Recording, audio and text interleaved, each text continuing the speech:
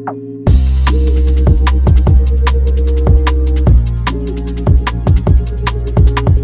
everyone, Obradovich. I'm a partner at Deloitte. I lead our national credits and incentives practice, and I'm also our co-leader for our tax sustainability practice. As we all know, there's been significant investments in sustainability. In fact, our own CXO report recently showed that 85% of CXOs have indicated that they have increased their investments in sustainability. At the same time, there's been significant legislation in the IRA, CHIPS Act, and other state and local incentives that are available for companies that are making investments in sustainability. And we typically look at credits and incentives really falling into four catalysts. One is research and development. As you circle these halls here, any engineering and design that's going into developing a new product can be eligible for incentives related to research and development. Those could be federal tax credits, those could be state and local tax credits, and for small startups, there could even be refundable credits that are available. So immediate cash back, which can be very significant, especially for organizations that are just starting out. There's also sustainability is the other catalyst, and of course there's a lot that's going on there. I'll talk a little bit more about that. I'll go into some of the IRA credits that are available. There's also investments or incentives related to expansion. So you think about your real estate and your CapEx. So if you're expanding into a new location, if you're developing new real estate, there could be incentives there. And then finally, employment-related activities to the hiring and the training of employees, or even just relocating. I mentioned sustainability in the IRA. Obviously, that's top of mind for a lot of companies right now. Those incentives fall in four main buckets. The first is renewable energy. So think about investments into, like investment tax credits, into the assets that are actually generating and producing the clean electricity. There's also production tax credits related to actually generating that clean electricity. There's transportation, so think about electric vehicles or charging station infrastructure.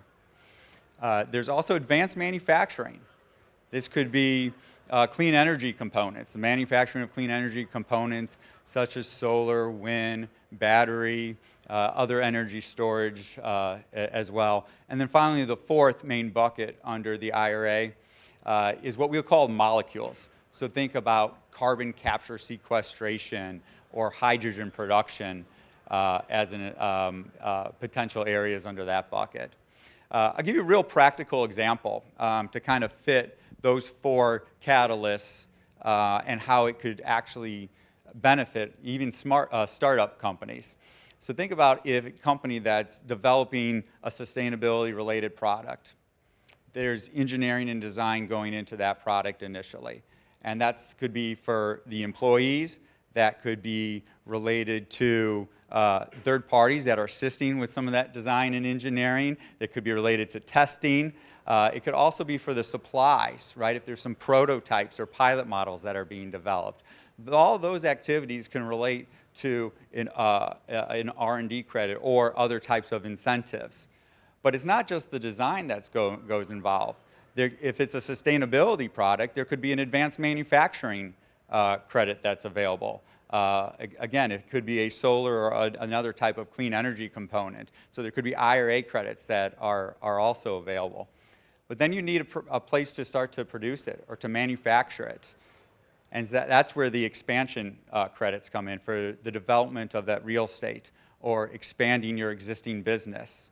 And then you're going to need to hire, right? Hire and training your employees or relocating employees. There are credits and incentives that are available. There's grants that are available from local governments. There's state and local negotiated incentives, location strategies that come into play here. And there's also a lot of opportunities, not just at the early stages and the startup stages, but also as you're scaling. So starting with that design and the engineering, the prototyping, but then scaling, there's going to be significant incentives that are available. The important thing is to identify a process to be able to claim these incentives. Because some of these incentives have to be claimed in the year in which the activity is taking place, or you're not eligible for that incentive, or you're not eligible for certain aspects, such as the refundability. Or you're eligible for part of the incentive, but maybe you didn't put in place the proper contracting to be eligible for the bonus or the adders. For example, under the IRA, there's a term called prevailing wage and apprenticeship requirements, which if you meet those requirements, you're eligible for a 5 times multiplier. If you are in an energy community, you could be eligible for another 10%. And if you source domestic content and you meet that domestic content requirements, you could be eligible for another 10%. So quickly you can scale from going from 6% to 30% to 40% to 50%, and there's even a 70% credit that could potentially be available. That just highlights the importance of the planning that is required to take place to be able to make sure that you're able to optimize and maximize the credits that are available. In addition to that, there's other planning that's available to be able to supercharge credits through certain tax method strategies that are available out there, as well as other type of structuring and modeling. So in many ways, there's a lot, this is a ripe time to invest. Companies are focused on doing what's right for our planet and for our people, and state and local, federal, and even global governmental entities have made a lot of funds available to incentivize that behavior. So continue to invest, but also make sure that you're continuing to plan and have a process in place so you can make sure you're able to maximize and optimize those credits while also making sure you have the proper documentation to support those incentives as you scale your business. Thank you.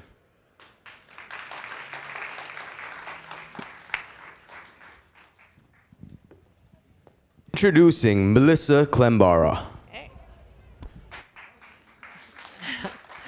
Hi, everyone. How many folks have heard of the Office of Clean Energy demonstration at the Department of Energy? Okay, a few. Okay, that's good. That's good. So I'm Melissa Klembara. I'm the Director of Portfolio Strategy in the Office of Clean Energy demonstration. So we sort of sit, if you're not familiar with sort of the Department of Energy, we have a lot of early stage Office of Science foundational research that goes on. Then we have the applied research and development programs like ARPA-E, Energy Efficiency and Renewable Energy. And then we've had historically the Loan Programs Office.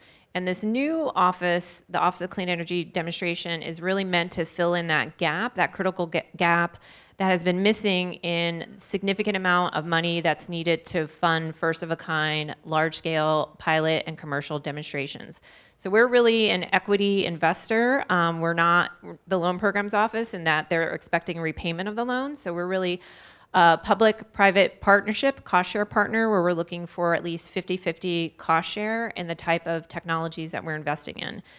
So under the Bipartisan Infrastructure Bill and the Inflation Reduction Act, we received a nearly $27 billion to invest across a number of technologies, from advanced nuclear to long-duration energy storage, clean hydrogen, industrial decarbonization, carbon capture, direct air capture, as well as kind of helping clean energy transition in rural and remote communities and developing clean energy technologies on current and former mine lands. So we have this great portfolio that already got started, $27 billion. The past couple years, what we've been doing is writing the funding solicitations for competing the money out and receiving the applications from teams that are at the technology readiness level, so TRL set around 7 or above, to really build that first-of-a-kind pilot or demo. So we've been evaluating the proposals based on technology readiness, the business plan, who's on their team, where are they at in getting all their financing together, offtake agreements, et cetera. And so we've been selecting a significant part of our portfolio. We've selected about $20 billion to date. That's being matched with $70 billion in private sector cost share. So that's just been amazing. We actually have still several $billion to compete. If you've been watching OSED, We have on a number of funding opportunities that are out or about to be out. Right now, we have $100 million in energy storage pilot grant program that's out on the street right now. We have a Gen 3 nuclear funding opportunity that should be coming out any day now. We just released a notice of intent for multiple billions of dollars in direct air capture technologies. And we still have more funding coming out in point source carbon capture pilots and demonstrations, as well as $500 million coming out soon for helping with the energy transition in rural and remote communities. So a lot still happening in the OSED space, which is great. We're also trying to work on building out a vision for 2030 and beyond. So we have received this significant amount of money from Bill and IRA, but we know that these climate energy technologies that we've received funding for so far are not enough to get us to net zero. So we're trying to build out a vision for 2030 and beyond. What are the other technologies that we need to invest in for large-scale demonstrations? What is invested in through Bill and IRA, but maybe not at a significant enough level, like long-duration energy storage and other industrial decarbonization technologies, and sort of building out that vision so that we can hopefully, get in front of our appropriators and convince them that we're the type of office that needs to have at least like $1 to $2 billion continuously funded to continue to fund first-of-a-kind demonstrations in this space, because we know that these are high-risk, high-reward projects. So one of the things that we're also trying to do over the next several months is, now that we've negotiated the awards, we need to start helping them succeed through their FOAK financing journey. And one of the ways that we hope to do this is to build sort of like an investor lookbook where we sort of understand the structure of these projects, where they're still looking to meet that capital gap. And through a lot of the contacts that we're making at New York Climate Week and others, how do we help them get in front of investors so they can meet that remaining capital to get that project to final investment decision and onto construction and operations. So we're really meant to be a partner in our awardees on that journey for FOAK financing, and we hope that the money that they're receiving from us is a little bit of a stamp of approval to get to build the confidence with investors that we've done due diligence on these projects, and we're here to be their partner throughout this journey for FOAK financing. I just really am interested in hearing more from you at the end of this session, where you're at with your FOAK financing journey. One of the things that we hope to be able to do too at the Office of Clean Energy demonstration is, as we're learning from these projects and the different stepping stones or strategies that they're employing, and the data that we're able to collect and information that we're able to share more broadly, to draw insights out to the rest of the community that's sort of watching these projects and the different approaches or strategies that they're employing to get through the FOAK financing. We want to be able to share those out so that others might learn and follow quickly in their space. So with that, I'll just wrap it up, but looking forward to talking to you all during the break and finding out, how we can be a better partner on the journey that you're on for first-of-a-kind financing. Thank you. Next up, we have Mark Hillhouse.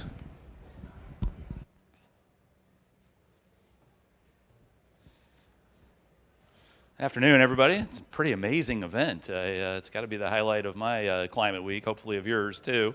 I'm Mark Hillhouse. I'm on the Sustainable Finance and Advisory team at Wells. Generally, we are focused on spending a lot of time with our clients and understanding their kind of sustainability journeys and strategies, and then seeing how we can help. And that help sometimes comes in the form of of equipment finance or other opportunities within Wells, and sometimes it comes in the form of introducing them to companies like yours to help them think about their problems differently or even solve them. So here to talk a little bit more about kind of the wider financing markets perspective on FOAK. And Melissa did a great job of talking about the DOE, and this is kind of, you've done your work with the DOE, you've gotten a seal of approval, or you've gone other routes to help kind of prove out your technology. What kind of happens next? And maybe I'll just start with versus project finance. I think people generally know what venture debt is. The way that banks think about venture debt and other providers think about venture debt isn't that different than the way venture capitalists think about a company. They're interested in the technology, they're interested in the applicability of the technology, the wider the better, how much money has been raised so far, all attributes that are, kind of the province of the company. They're not, there's no kind of external factors to evaluate like there are in a project. So, but obviously venture equity comes at a pretty high premium to the company, and venture debt comes at a relatively high premium as well. Project finance is different in that the returns aren't expected to be as great. The checks generally are larger because you are, the projects are often larger than just a round of funding, and there are a lot of other differences. And like I said, the primary change is that a lot of the attributes of the project are outside of the company. So the first thing really to think about is the technology. You've done demonstration work with the DOE, you've done demonstration work in other ways, you're relatively confident that the technology is going to work, you're willing to convince other people of that. That's tremendously helpful, but I think taking the next step and thinking about what the project financier wants isn't to do just the first project, it's to do another 10, 15, 20 after that. So whatever you can do to modularize the technology, build it in a factory versus, everyone talks about, modular buildings versus stick buildings. Build it in a factory versus building it with sticks. Have it be delivered on site and kind of ready to go. You think, I don't know how many people are familiar with Skyven, which, basically has, instead of like a combination of heat pumps all drawn together, they just build one heat pump with the internals that make it work, and it's simple to do in a factory. There's not nearly as much piping or anything like that on site. Try to think about ways that you can kind of modularize that technology and make it something that you can kind of stamp out on a production basis. The off-taker is obviously critically important, and there's two factors. One of them is the off-taker needs to be a pretty strong credit. The bonus there is that the off-taker's credit kind of overshadows the company's own credit. So the project financier isn't going to worry so much about the company's credit and how far it is from profitability. It's going to worry about the off-taker. Tricky part is that you get a strong credit off-taker, they're not used to contracts that they can't get out of. It's not something they have to deal with on a very regular basis. And that's what the financier is going to expect, and that's generally one of the trickiest parts of this, is getting that contract to a place where not that they can't get out of it at all, but that there is a way for, if the project isn't working, that there is a way for that the bank is going to get paid, or whoever is financing it's going to get paid. The rest of the things to think about are kind of lower down on the list, but and they all are important, but maybe a little bit less important than the off-taker. Who's the EPC? People who are doing the EPC or acting as their own EPC, that's a little bit, it's kind of a little bit of a disadvantage, because the EPC that a third-party EPC is going to be much more focused on making the project work and making it match the project specs, whereas entrepreneurs sometimes can be a little bit more fascinated with the technology and think that the problems that appear to be happening aren't really happening yet, and then you get to the end and it turns out that there were big problems along the way. So I would highly recommend, if there's a way to do a third-party EPC, if that makes sense, then then go that way. And and then think about your feedstock. It's usually going to you want to make sure that that's fully contracted if it's from a third party, and those are kind of the main things to consider. And then lastly, and hopefully this isn't disappointing to anybody, but start small. Start in an industrial setting. Don't start by powering an entire business park. If you start small, there are a lot of organizations out there that will do a sale leaseback sort of situation or some other sort of equipment finance that could work for you. So consider starting small, and then a couple of kind of ancillary things to think about. We already heard about tax credits. The tax credits that you have, that you're able to accrue by developing these projects, they're sellable now. Don't worry about getting tax equity. You sell those tax credits, you have tax equity. Those are essentially your investors. So consider, it's a huge advantage. It should unlock a lot of working capital for projects and for companies. And I think generally the industry and certainly the finance companies are all very excited about that. Don't worry too much about green finance. Green finance is a label for financing that was already done anyway. There's no surprise capability that you get just by putting a green label on your financing. So don't, if you want it to be called green finance after everything's done, then that's great. But there's no reason to, to just be chasing after green finance to chase after green finance. So that's kind of an overview. Hope it was helpful. Happy to discuss further with anybody who wants to. I'll be around for a little while. Thanks.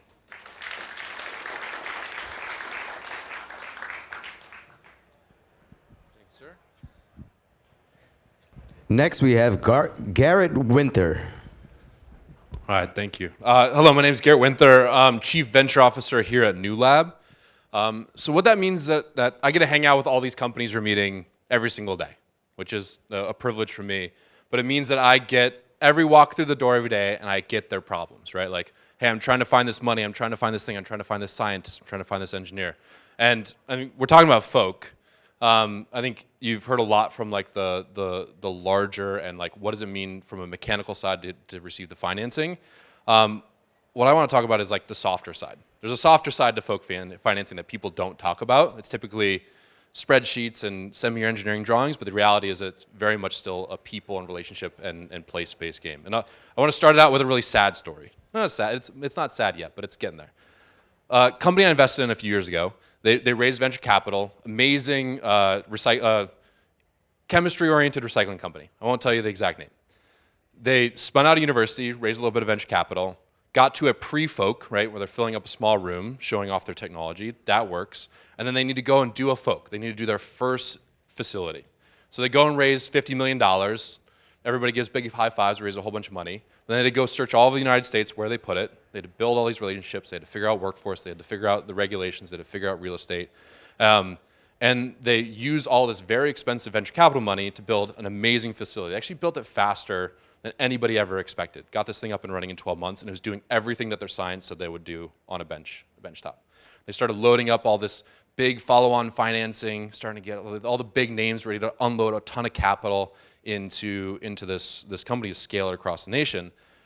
They get the first 3 months of their data, and then they show it, and it's amazing data. And then the financer's like, oh, actually, we need 12 months of data. Like, well, my runway is another 3 months.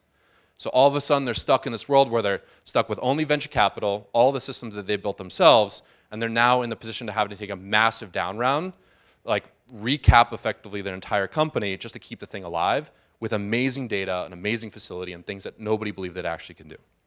And that's the reality of when you're going out and building FOAK, or building your first of a kind, it's actually around how do you develop a full stack of capital, a full set of relationships, and ultimately finding ways to de-risk your approach and your company that can scale beyond that first facility, beyond just the financing part of it. So I'll give you a couple examples. Really at Newlab, when we think about when we're supporting companies, we think about how do we lower the barriers for highly technical infrastructure, labs, shops, piloting sites, all the things that you've heard a little bit about today. We think about how do we de-risk commercial programs and customers and offtake, and then how do we figure out about high-risk capital. But we do that all in a place. So we're in Detroit, we're in Brooklyn, we're in a few other places around the country, around the world. And really what we focus on is helping entrepreneurs start to build relationships in an ecosystem that help de-risk the other parts of their company that aren't the science and aren't the finance. So I'll give you one example, not quite as deep as science, but there's a company called Bloom. Actually, they're up on the bridge. They're actually creating a supply chain management layer for bringing e-mobility and other clean tech manufacturing back to the US and building it in Detroit. So there's an example of a company where entrepreneur lands in Detroit, and the first thing he doesn't do is like, oh, like great, how do I go raise $10 million? The first thing he does is figure out, okay, what's in the ecosystem? What resources do I have? Who are the people that I can get advice from and build a relationship with? And he's built relationships anywhere from the Economic Development Corporation of Michigan to local entrepreneurs that have exited billions of dollars worth of things, workforce development programs, and really understanding that ecosystem such that when he went out to build the first facility, he had all the relationships to underwrite and de-risk the overall approach. So when he's going out, and typically you'd have to go raise $10 million, he was able to go out and find $1 million in non-dilutive and launch his first facility. And now he's got 50 customers in this first set of facilities that typically would have somebody need to go $10 million to build this thing and do it for the first time. So the reality is you can actually lower the amount of money you need, increase the time increase the speed to market, and save yourself a bunch of pain and dilution and all that kind of stuff. So in summation, the goal is actually how do you build really strong relationships? And when you go to underwriters, and I can go and say, I have an entire a fully paid for workforce development program. I have cheap real estate. I've got relationships with economic development corporations and main folks in each of these cities. That actually makes it far easier to underwrite when you start looking at the overall risk profile of an investment. So again, think about the mechanical side, make sure you hit your metrics, make sure your finances are great, but the actual great folks are actually balanced with what's happening around them and be able to de-risk in so many ways.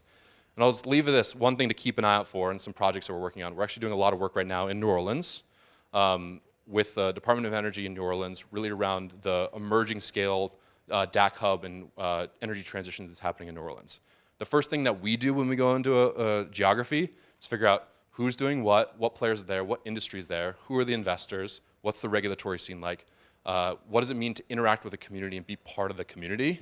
And those are the things, now that we have those things starting to be in place, it's making landing pilots and landing scale and landing some of these pre-FOAK concepts move 10 times faster than they would in any other geography. So I'm just putting it out there, keep an eye out in the next 6, 12, 24 months of pretty fantastic commercialization projects that are showing up in the Gulf Coast and really around elaborating beyond just the financial mechanism that come with FOAK. So with that, I'll hand it off to our next speaker. Thank you.